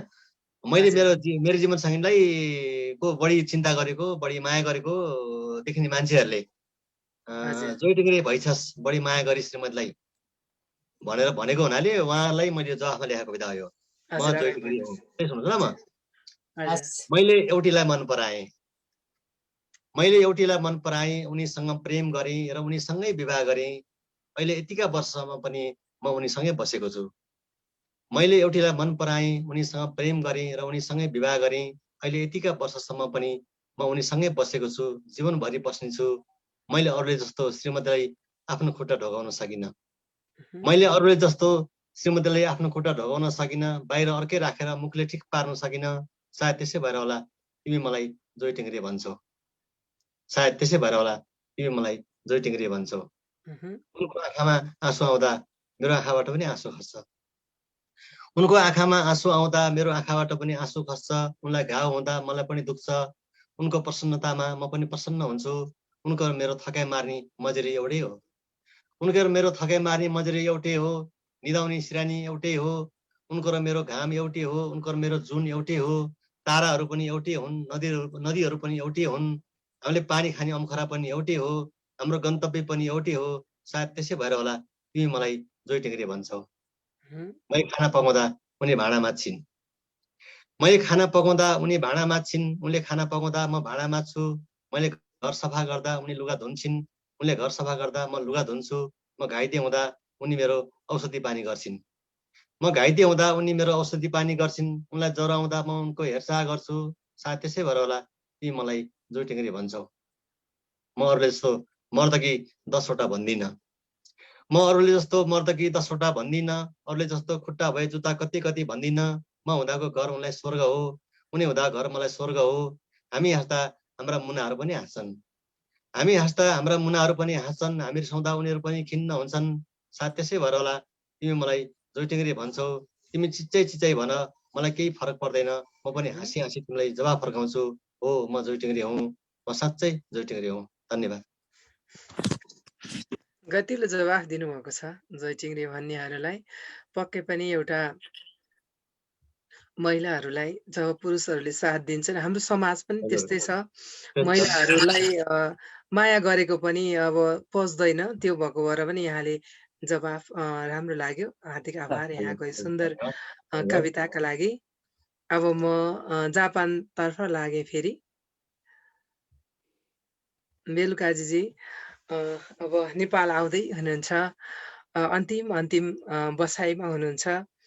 यहाँलाई आज हामीले यो कार्यक्रम मार्फत बिदाई गर्दैछौँ भन्नु पर्यो, हुन त उता हुनुहुन्छ, तर पनि यो कार्यक्रममा हुनुभएका हाम्रा सम्पूर्ण साथीहरूको तर्फबाट पनि यहाँको शुभयात्रा भन्ने कामना गर्छु र म व्यक्तिगत तर्फबाट चाहिँ नेपालमा यहाँलाई स्वागत गर्छु। अब यहाँको कविता सुन्छौँ। धन्यवाद छ। म एउटा मुक्तक सुनाउँछु र एउटा कविता सुनाउँछु। स्वार्थकै छ छेलो खेलो, सुधारको आँट देखिएन। स्वार्थकै छ छेलो खेलो, सुधारको आँट देखिएन। समृद्धि कहानी पो रहेछ, अनुभूतिको छाँट देखिएन। अवस्था यथावत छ, व्यवस्था बदलेर के गरौँ? अवस्था यथावत छ, व्यवस्था बदलेर के गरौँ? लह लह जनताका खुसी झुल्ने फाँड देखिएन। स्वार्थकै छ छेलो खेलो, सुधारको आँट देखिएन। यो मुक्तक राखेँ। त्यसपछि एउटा कविता तपाईँहरूको बिचमा यो फर्कँदै गर्दाखेरि यो म देश फर्कन्छु भन्ने एउटा कविता छ। त्यो कविता सुनाउन चाहन्छु। माफ माग्न देश फर्कन्छु। जसले जीवन दिनुभयो, बलिष्ठ हात, संसार घुम्ने पदचाप दिनुभयो, उनै मेरी निस्वार्थी आमासँग देश फिरेर माफी माग्नु छ। अनि पो आमा मुस्कुराउनु हुनेछ। जसले औँला समाएर हिँड्न, अप्ठ्यारोसँग भिड्न र अक्षरहरू चिन्न सिकाउनु भयो, उनै मेरा बासँग माफी माग्नु छ। अनि बाको मन भरिलो, तन फुर्तिलो हुनेछ। आकाश नाघेर मैले गौचरम झर्नु अघि मानचित्रसँग पहिलो पटक माफ माग्नु पर्नेछ। आकाशबाटै सगरमाथासँग झुकेर प्रणाम गर्दै जननीसँग नुर ढालेर माफी माग्नु छ। मानचित्र र सगरमाथामा उज्यालो छाउने छ। जसले मसँग सपना साँचेका थिए हजारौं, पसिना मागेका थिए, रगत मागेका थिए, व्यवस्था बदल्न कफन कसेर युद्ध समरमा सँगै लडेका शहीद साथीहरूसँग क्षमा माग्नु छ। सबै समय ठेसहरूसँग काफी माफी माग्नु छ। जीवनका बालसखाहरूको सङ्गतले हातेमालोमा रमाउन, होत्से गर्न, हैसे गर्न सिके। अग्रजहरू पछ्याउँदै समाज पढे हो। उनै मेरा मार्गदर्शकहरूसँग छुटेको सिकाइ जोड्न म देश फिर्दैछु। पौरखी दोस्तीहरूको लगावले कमाएको खुसी देख्न, निलो पसिनाको रङ बुझेका मेहनतीहरूको प्रशंसा लेख्न, सबै प्यारा याराहरूसँग माफी माग्न देश फर्कँदैछु। अनि जन्ती मलामी हुन नपाएका छिमेकीहरूसँग माकुराको बास र बनमारा र काँसको घारीसँग, म जन्मी हुर्केको प्रिय गोठ अनि बारीसँग, मेरो गलकोट माटो र बाटोको भरसँग, आदर्श पाठशालाहरूसँग, आदरणीय गुरुहरूसँग, मेरो परिवेशका सयौं अवयवहरूसँग, बिम्ब प्रतिबिम्बहरूसँग माफ माग्नु छ। सात समुद्र तरेर परको देशमा मेसिन बनेर नखिकन मेहनत टिपेर बाकसमा होइन आकाशबाटै फर्कँदैछु म। देशले थमाएको खाली एउटा हरियो पासपोर्ट फिर्ता बोकेर, बक्यौता सपनाहरूलाई मुल्तवीमा राखेर देश छोड्दा जस्तै ठम हिँडेर देश फर्कन्छु। सपनाहरू तुन्दै आउँछु। हो सबैहरूसँग माफी माग्नु छ। सबैभन्दा ज्यादा त माफी जीवनसँगै माग्नु छ।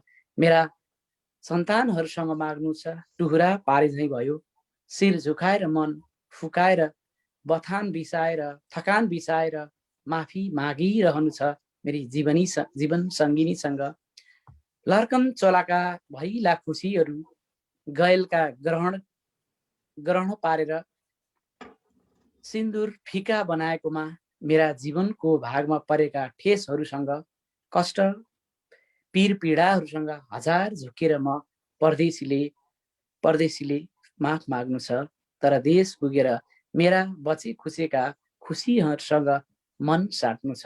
हजार झुकेर जननीसँग झुनघाम जस्तै बा आमासँग सिङ्गो समाज र देशसँग नतमस्तक भएर यो शिर झुकाएर माफी माग्नु छ। धन्यवाद। कति धेरै कुरा समेट्नु भएको बाफ्रे। ल बधाई छ हजुरलाई। साह्रै सुन्दर कविता रच्नु भएछ। यहाँले चाहिँ नेपाल फर्किँदै हुनुहुन्छ, त्यसकै लागि म एउटा मुक्तक यहाँको लागि है त। थोपा थोपा मिली बन्छ सागरको पानी, थोपा थोपा मिली बन्छ सागरको पानी। आफ्नो देश आफै बनाऊ आफ्नै कर्म ठानी, आफ्नो देश आफै बनाऊ आफ्नै कर्म ठानी। सबै जुटौँ सबै उठौँ समृद्धिको किरण छरौँ, सबै जुटौँ सबै उठौँ समृद्धिको किरण छरौँ। पर्खदैछिन् नेपाल आमा आँखा तानी तानी, पर्खदैछिन् नेपाल आमा आँखा तानी तानी। यहाँले चाहिँ नेपालकै सेवा गर्ने एउटा वचनबद्धता भनेर आउँदै हुनुहुन्छ, त्यसको लागि पनि स्वागत पनि गर्छु म। हामी सबै स्वागत गर्छौँ। त्यस्तै गरी अब म फेरि क्यानाडातर्फ लागेँ। सुरेन्द्रजी, यहाँको हामी अन्तिम कविता सुन्छौँ। प्रवासमा हुनुहुन्छ, आफ्नो अमूल्य समय अरू कामको बावजुद पनि नेपाली भाषा र साहित्यको लागि यहाँ चाहिँ निरन्तर लागिरहनु भएको छ। त्यसको लागि पनि हामी एकदम गौरवान्वित लाग्छ यहाँहरूको कार्य देखेर। प्रवासको काम गाह्रो छ, तर पनि नेपाली भाषा र साहित्यमा आफ्नो चाहिँ योगदान गरिरहनु भएको छ। अब अन्तिम कविता के सुनाउनुहुन्छ हामीलाई? धन्यवाद। अब अन्तिममा एउटा सानो टुक्रा मुक्तक र एउटा कविता सुनाउने अनुमति माग्छु। हजुर, अगाडि बढ्नुहोस्। सानो टुक्रा मुक्तक, यसको शीर्षक छ ईश्वर। प्रयास गर्दा गर्दै पनि जब सम्पूर्ण सोच्ने र बुझ्ने शक्ति शून्य प्राय हुन्छ, एकान्त पनि कोलाहल शहर जस्तै हुन्छ, त्यति बेला मान्छेले तिमीलाई सम्झने गरेको छ, याद छ? अब कवितातिर जान्छु। कविताको शीर्षक छ रहर। हाई हिल लगाएर न्यू रोड घुम्दै आइसक्रिम खाँदै साथीहरूसँग गलल्ल हाँस्दै गफ गर्ने मेरो बुढीको रहर।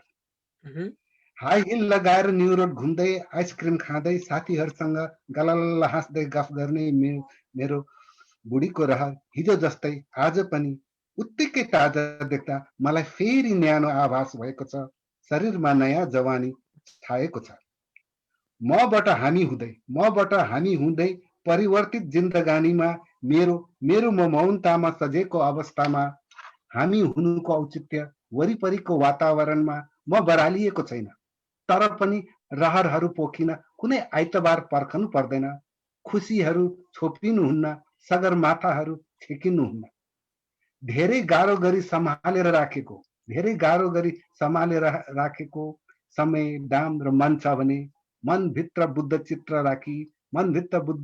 राखी चन्द्र छुने रहर गर प्रिया, खोल मुठी तोड जंजीर, उडी जाऊ पंछी भई वायुको बेग जस्तै, नसुकाऊ रहरहरू मुलाको साग झै बिर्को भित्र बन्द हुने गरी।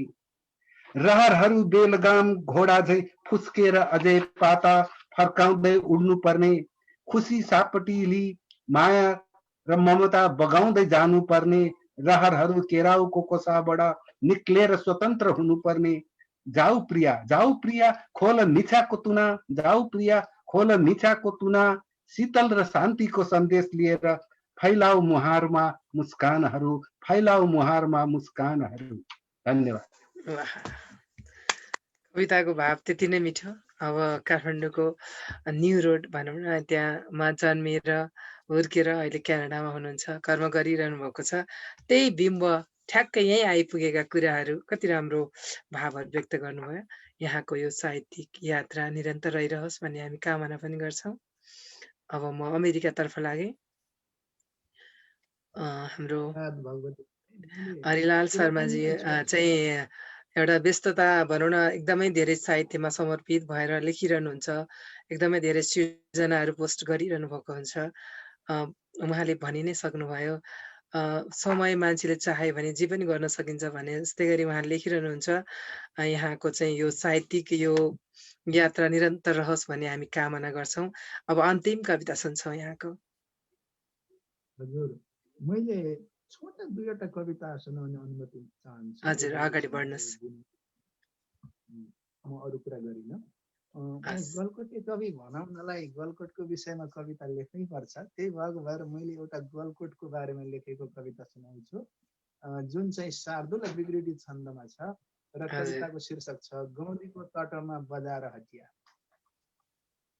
सूर्या स्वैर मसजस तथा सगुरव शार्दुल विकृतितम बाग्लुङको गलकोट त्यो बहुमुखी मानिन्छ राम्रो खुबै। राम्रा छन् हरिचौरतिर हटिया मिल्ने गरेका दुवै। घुम्तेका वनका गुराँस हँसिला हाँसिरहेका सबै। अत्यन्तै महिमा अपार गरिमा घुम्टे छरेको सधैँ। घुम्टेको पदमा गजक्क हटिया आराम आमोदमा। गौदीको तटमा मुसुक्क कसरी हाँसिरहेको त्यहाँ। मक्खै छन् हरिचौरका बगलका पाखा पखेरा उता। हाँसेको खस गाउँको शिर बनी त्यो को त मैदान छ। क्षेत्री बाहुन छन् मिलेर सपना साकार पार्छौं भनी। धेरै जात मिली कटाक्ष नगरी सन्तोष साथी गरी। हुर्केका घरमा अनेक थरीका भाषा र भेषै पनि। देख्दा यो समता अथाह ममता उर्लेर आयो यही। जन्मेको धरती प्रणाम नगरी बाबा र आमा पनि। छाडौँला कसरी भुलेर मनमा माया नराखी कुनै। पाखण्डी कहिले हुँदैन कवियो आशा निराशा दुवै। भोगेको कविले अनेक घटना राम्रा नराम्रा खुबै। सम्झेको हटिया हरेक पलमा आफू बसेको कता। मायाले मनमा असाध्य कविको गाँठो परेको यता। लेखेको कविले प्रशस्त कविता पोख्दै दुखेका व्यथा। आमाको गरिमा उदार धरती सम्झिन्छ साने सदा। आमाको गरिमा उदार धरती सम्झिन्छ साने सदा। हस्त, धन्यवाद। मैले अब अर्को छोटो कविता सुनाउँछु र त्यसपछि बिदा हुन्छु। मेरो कविताको शीर्षक छ इच्छा। यो मन्दाक्रान्त छन्दमा छ। मन्दाक्रान्ताम्बुधि रस नगैर मौ भनौ तौ गयो गुमम। आनी बानी असल गतिलो गर्दछिन् साधनाले। आनी बानी असल गतिलो गर्दछिन् साधनाले। आशावादी भरपुर बनौ भन्दछिन् सान्त्वनाले। हावा पानी जनक जननी मान्दछिन् माधुरीले। हावा पानी जनक जननी मान्दछिन् माधुरीले। सारङ्गीको मधुर स्वरमा थप्दछिन् बाँसुरीले खोला नाला सरस सरिता बग्दछन् शान्ति साथ केटा केटी हरदम मिली बस्दछन् कान्ति साथ बाल्यावस्था झटपट गरी हिँड्दछिन् फुर्ती साथ वृद्धावस्था हर पल बसी बोल्दछिन् विष्णु साथ ब्रह्मा ज्ञानी भरसक बुझी छाड्दछन् शोकवाद गोठालाले ठम ठम गरी भिड्दछन् भोकवाद सोझा साझा छलफल गरी गर्दछन् सोध खोज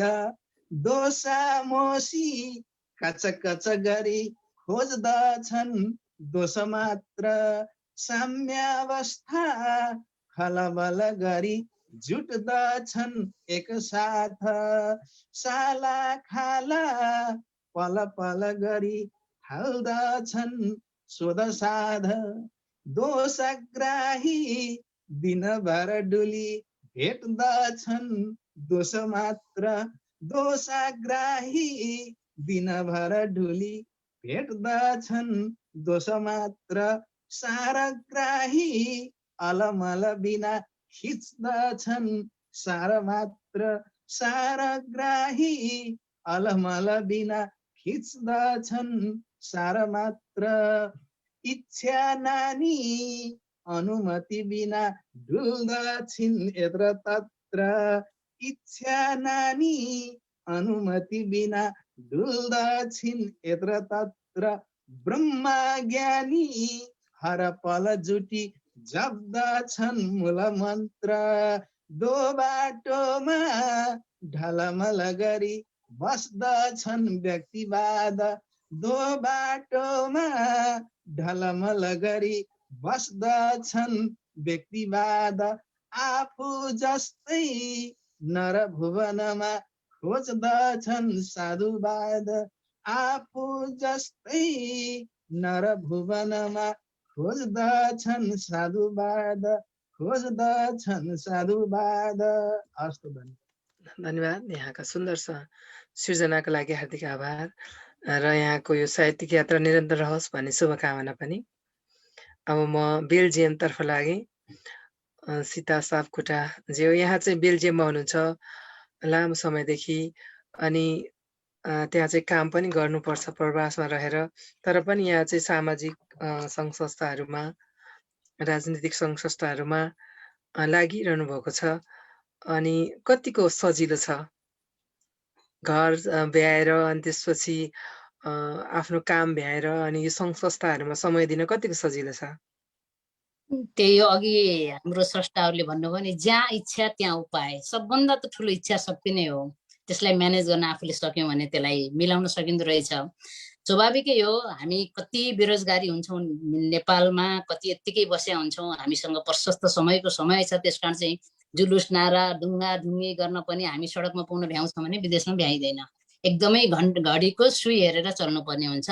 अहिले त लकडाउनले गर्दा धेरैको कामहरू अहिले छैनन्, व्यवसायहरू छैनन्। भला यसैमा पनि हामीले चाहिँ एउटा टेकअवे डेलिभरी गरेर आफ्नो व्यवसाय चलाइ चाहिँ रहेछौँ। बसेर खान मिल्ने परिस्थिति त अहिले छैन। अहिले पनि लकडाउन नै छ, एउटा फ्यामिलीले बाहेक अरूले भेट्न दिँदैन। र सामाजिक सङ्घ संस्थामा अथवा बाहिरी क्षेत्रमा हिँड्न कतिको सहज छ भन्ने कुरा सजिलो छैन। अघि नै मैले भने नि त, घर परिवार श्रीमान इष्ट मित्र समाज संस्कार इज्जत परम्परा रीतिरिवाज सबलाई म्यानेज गरेर बाहिर निक्लिन समग्र नेपालीमा होइन महिलालाई चाहिँ सजिलो चाहिँ छैन। फेरि पनि म रिपिट गर्छु, तर ती सबै मिलाउन सकिँदो पनि रहेछ। सबै घरदेखि लिएर सबै कुरालाई म्यानेज गऱ्यो भने आफूलाई अलिकति बढी दुःख हुन्छ। आफूले समय कटाएर कम सुतेर हुन्छ कि अब अथवा चाहिँ बढी काम गरेर हुन्छ कि बढी समय घरलाई दिएर घर परिवार छोराछोरी श्रीमानदेखि लिएर सबैले म्यानेज गरेर हुन्छ कि सोसाइटीमा यसरी जाउँ भनेर सोसाइटीसँग घुलमिल गरेर हुन्छ कि समाजमा हिँड्न मन लाग्छ दोस्रो कुरा अब सानैदेखि बचपनदेखि सानैदेखि काम गर्दै हिँडेर आइयो, सानो समाजमा केही घटना घट्यो अथवा कसैलाई दुःख पायो भने आफू त्यहाँ नसुतेर भने जोडिन मन लागिहाल्छ। त्यो आफ्नो इच्छा शक्तिमा भर पर्छ। त्यसकारण चाहिँ त्यति असजिलो पनि छैन, किन यसैमा इन्ट्रेस्ट भएको हुनाले र यही फिल्डमा नै सानैदेखि रमाएको हुनाले पनि होला हरेक क्षेत्रमा हात हालेर हरेक क्षेत्रमा चाहिँ पुगेर कसैलाई केही सानो भए नि सेवा गर्न पाए हुन्थ्यो भन्ने नै लाग्छ बहिनी, भ्याइन्छ। अब यहाँको भनौँ न यो तपाईँले जुन यो आफ्नो एउटा ठाउँ बनाउनु भएको छ, राजनीतिक क्षेत्रमा होस्, सामाजिक क्षेत्रमा होस्, भर्खरै भन्नुभयो, मलाई चाहिँ अर्काको सुख दुःखमा साथ दिन पाउँदा अत्यन्त खुसी हुन्छु भन्नुहुन्छ। नेपाल आउँदा पनि 1 सेकेन्ड हजुरलाई भेट्न पाइँदैन, त्यस्तै गरी सबै ठाउँमा पुग्नुहुन्छ, सबैलाई भेट्नुहुन्छ। तपाईँ जस्तै बन्नको लागि चाहिँ महिलाहरूले के गर्नुपर्छ? म त्यस्तो पोख्छ म जस्तै बन्न होइन, मभन्दा धेरै माथि बनेका दिदीबहिनीहरू हुनुहुन्छ। सामान्य पनि हामी जत्तिकै बन्नलाई पनि त्यही हो, सबै कुरा म्यानेज गर्न सक्नुपर्छ। थाक्नु हुँदैन, एकदम अल्छी हुन हुँदैन, किनभने अल्छीले मान्छेलाई धेरै जीवनको उसको महत्त्वपूर्ण क्षणलाई खाइदिया हुन्छ। अल्छी गर्नै हुँदैन। मात्रै म 3-4 घन्टा सुत्छु भने त्यसको अलावा मैले चाहिँ अब यो क्षेत्रमा पुग्छ नहोला भला हरेक क्षेत्रमा हात हालेर भए पनि, कहीँ पुग्न भए पनि, कसैलाई केही दुःख अप्ठ्यारो परे पनि, गर्दा पनि, कामकै सवालमा भन्ने हो भने पनि हिजो कुनै पुरुषभन्दा कम काम हामी यहाँ गरेनौँ विदेशमा, घन्टाका हिसाबले जोड्ने हो भने पनि। महिलाका घरका घन्टा त जोडिँदै जोडिँदैन, बाहिर काम गरेका घन्टालाई मात्रै जोड्दै गर्दा नि हामीलाई त डबल च्यालेन्ज छ। पुरुषलाई सिङ्गल छ भने हामीलाई त डबल च्यालेन्ज छ। हामी ती डबल च्यालेन्जहरूलाई चाहिँ सामना गर्न सकेका हुन्छौँ। च्यालेन्ज मात्रै होइन, अपर्च्युनिटिजहरू पनि हामीलाई छन्, विदेशमा युरोपमा चाहिँ छन्। त्यसलाई चाहिँ सामना गरेर अहिले यहाँको नेपाली समुदाय एकदमै राम्रो छ। भनौँ यही कोरोना महामारीले गर्दाखेरि बेल्जियममा नि केही नेपालीहरू होस्टेलमा एकदमै क्रिटिकल अवस्थामा पनि पुग्नुभयो, तर दुःखको कुरा सुन्नु परेन। हामीले चाहिँ सबैलाई सकुशल फर्काउन सफल भयौँ। त्यतिखेर एनआरएन लगायत यहाँका सम्पूर्ण वैचारिक जातीय क्षेत्रीय सङ्घ संस्थाहरू मिलेर चाहिँ नेपाली समुदायलाई बचाउँ। हुन त मानव जाति सम्पूर्ण मानव नै हो, हामी मानव हौँ, मानवता नाताले हेर्नुपर्छ। त्यसमा पनि पहिलो प्रायोरिटी हाम्रो नेपाली भन्ने आउँदो रहेछ। हामी पनि लोभी पापी छौँ। त्यसकारण त्यो नेपाली कम्युनिटीलाई कसरी बचाउँ भनेर हामी एकदमै लाग्यौँ। एकदमै कहाँ राहत वितरण गर्नुपर्छ, कसले कस्तो सहयोग गर्नुपर्छ भनेर लाग्दै गर्दा खट्दै गर्दा त्यो थकाइ भन्दा पनि आत्मसन्तुष्टि बढी हुँदो रहेछ। एकदम म्यानेज गर्न सकिन्छ बहिनी, आफूमा भर पर्ने कुरा जस्तो लाग्छ मलाई चाहिँ। ल तपाईँको यो ऊर्जा अनि यो के अरे यो सहभागिता, सक्रिय सहभागिता चाहिँ यहाँको रहिरहोस्। हामी चाहिँ शुभकामना दिन्छौँ। यहाँलाई यस्तै जाँगर, उत्साह, उमङ्ग चाहिँ मिलिरहोस्। यहाँले आफू उत्साहित हुनुको साथसाथै अरूलाई पनि उत्साह बढाइरहनु भएको छ। त्यसको लागि हामी अझ प्रगति गर्नुहोस् भन्ने शुभकामना पनि दिन्छौँ। धेरै धेरै धन्यवाद भगवती बहिनी, तपाईँलाई धेरै धेरै धन्यवाद।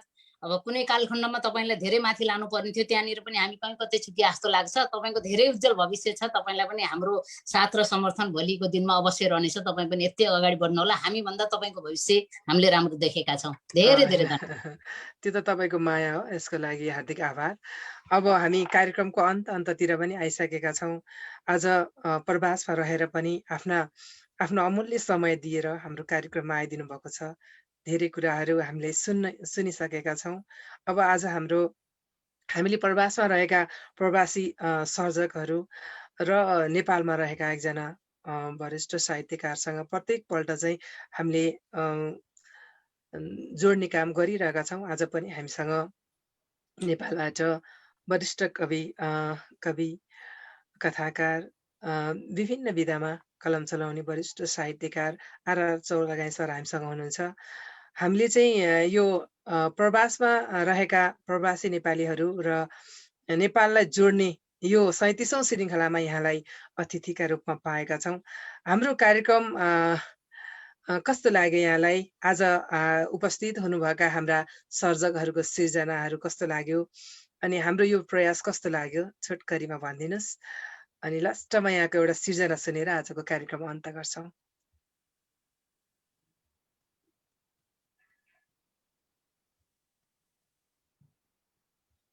सर हजुरको फेरि गयो कि क्या नेट? हजुरको अनम्युट भएको छैन? ल मैले गएछ। अब सुन्नुहुन्छ? हजुर सुनेको छ। हजुर मलाई आज एकदमै खुसी लागेको छ। यहाँसँग मेरो नयाँ परिचय भयो। यहाँहरूलाई मैले चिन्न पाएँ, यहाँले पनि मलाई चिन्न पाउनु भयो।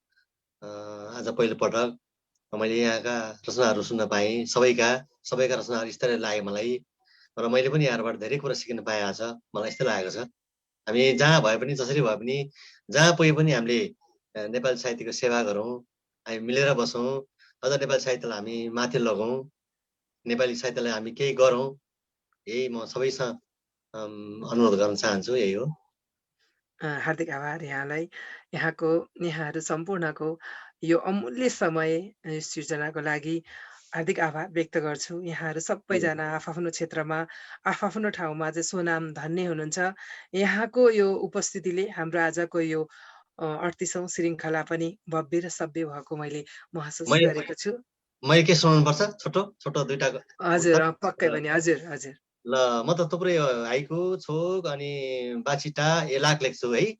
म एउटा सुनाउँछु छोटो कविता, शोक भन्छ यसलाई होइन। हजुर, त्यो सुनौँ न, नयाँ विधा। हजुर, पक्कै पनि नयाँ विधा।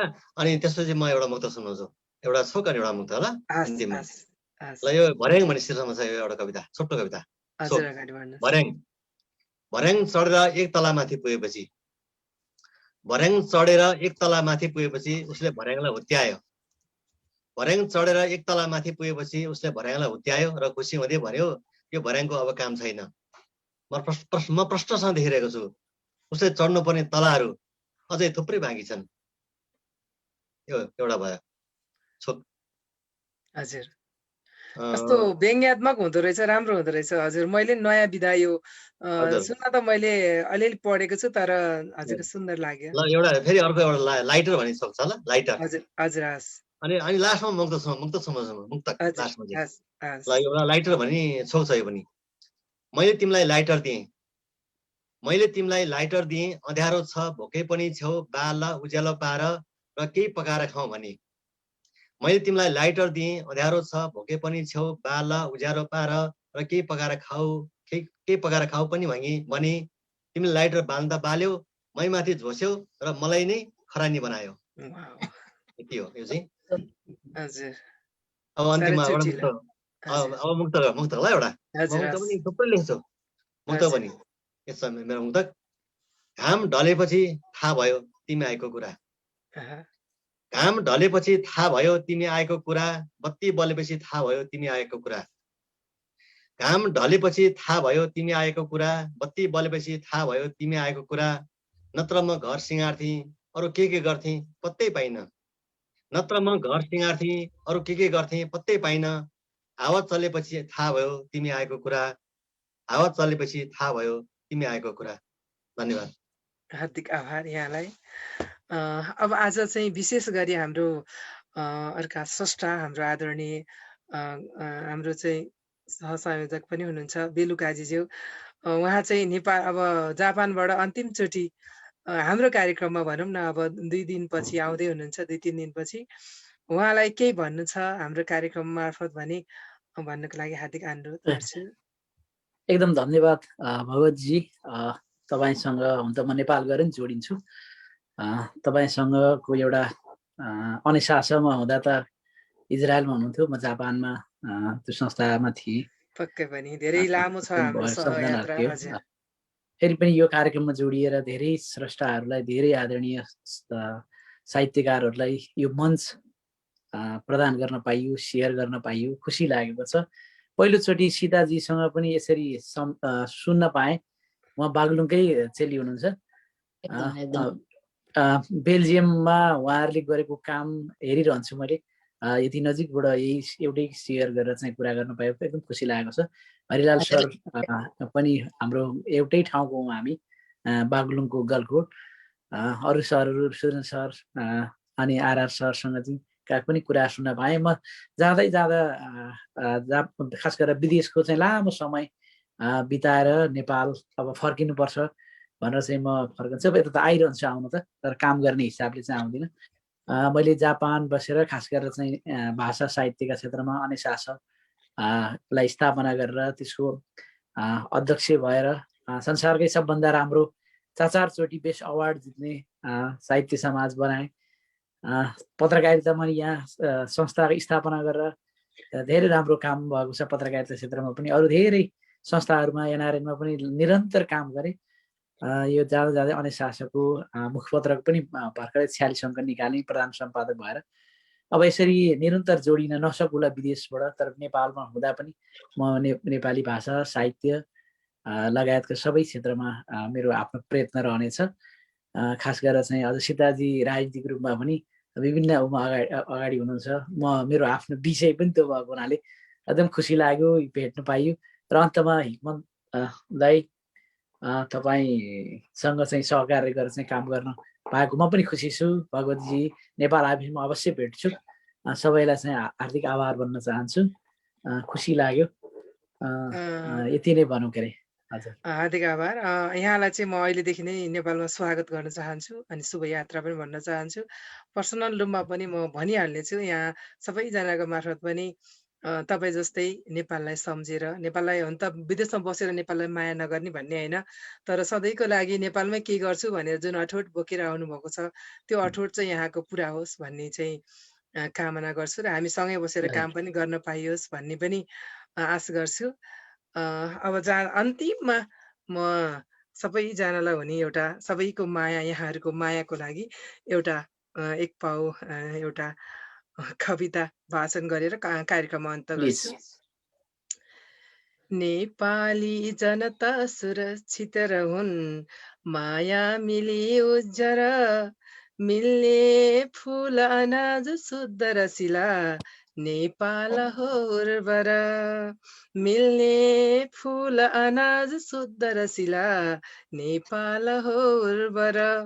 हामी कर्म गरौँ प्रसन्न दिलले, आओ सधैँ जागर, लेखौँ भाव भरेर रम्य रचना, माया रहोस् सुस्थिर, लेखौँ भाव भरेर रम्य रचना, माया रहोस् सुस्थिर। हार्दिक आभार यहाँहरू सबैलाई। आजको यो यहाँहरूसँगको बसाइ अत्यन्तै सुमधुर रह्यो र यहाँहरू सबैलाई विशेष गरी हाम्रो आर चौलागाई सर अनि सुरेन्द्र राज भण्डारी सर अनि हरिलाल शर्मा सर अनि आदरणीय सीता सापकोटा ज्यू भन्छु, दिजु हो तर पनि यो औपचारिक रूपमा मैले उहाँलाई सीता सापकोटा ज्यू भनेको छु। अनि हाम्रो बेलुकाज्यू सबैलाई हार्दिक आभार गर्दै कार्यक्रमबाट म प्रस्तुता भगवती बस्नेत र यहाँहरू हामी सबैको तर्फबाट नमस्कार, शुभरात्रि भन्न चाहन्छु। शुभयात्रा।